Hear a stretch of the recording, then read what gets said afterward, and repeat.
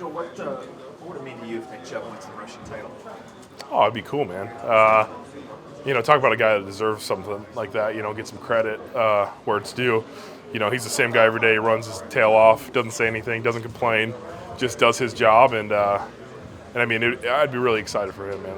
That'd be something that you could look back on someday and be like, man, we got Nick Chubb the right rushing title, and it'd be cool, man. But we're trying to focus on 1 week at a time and see where we're at the end.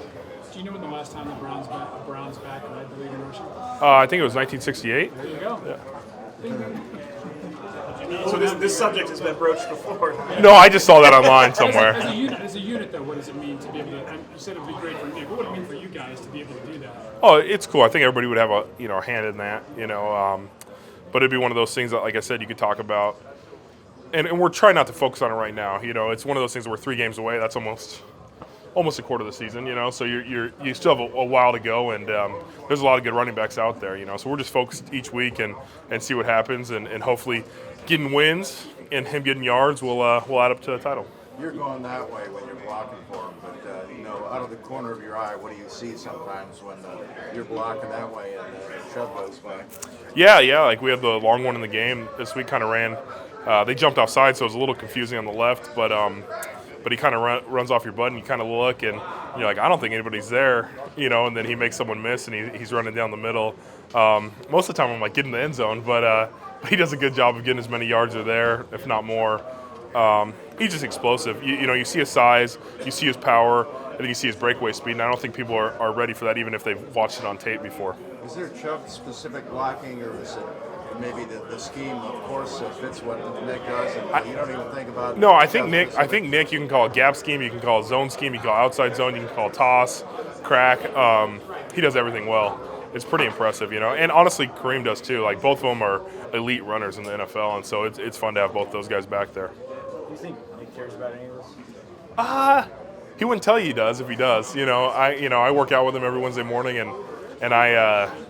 Just same quiet guy, hasn't said a word about it. I think he's focused on – I honestly feel, you hear guys say, like, all I want is the team to win, all I want is team success.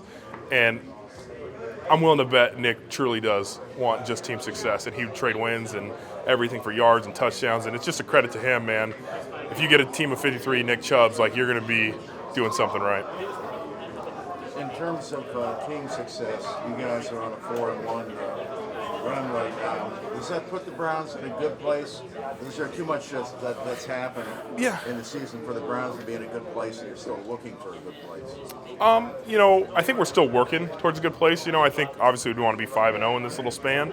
Obviously we would want to win some games early in the year that we lost, but we're moving in the right direction. Anytime you can string some wins together and teach a winning culture. And some of these wins have been a little bit, marred by different incidences, but we're winning games and we're trying to stack wins. We're trying to do the best we can each week to just improve where we're at and see where we're at the end of the year. Obviously, right now we're under 500 and we're kind of in a disappointing spot if you look at the overall picture. But we're trying to move, to 500 this week, go 1-0, and see where we're at. We still got a shot, so we're still in this thing, until they tell us we're not, and we're just trying to be the best team we can be each week. Going to Arizona, Baker gets the matchup with Kyler again, and Cliff is on the other sideline. Can you sense any extra pep in Baker's step this week? I haven't noticed anything. He's another guy like Nick that's just the same guy most of the time. He's just focused and ready to roll. I'm sure it'll be special for him. I know they're friends. I know they know each other. So I'm sure it's special. I'm sure Oklahoma's probably doing like a little promo of the game or something like that, to hype up their recruits. But it's the same business. We haven't played great on the road the last few times we've gone on the road, so it's one of those things where we truly gotta focus and just be ready to roll once we get out there. Like Denver, you guys are going out a day early.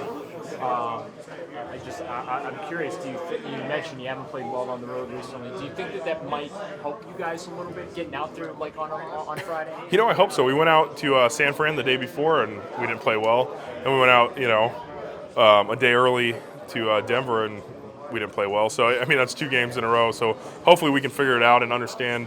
I think it's everybody just getting their schedule down and understanding their bodies and what they need to do.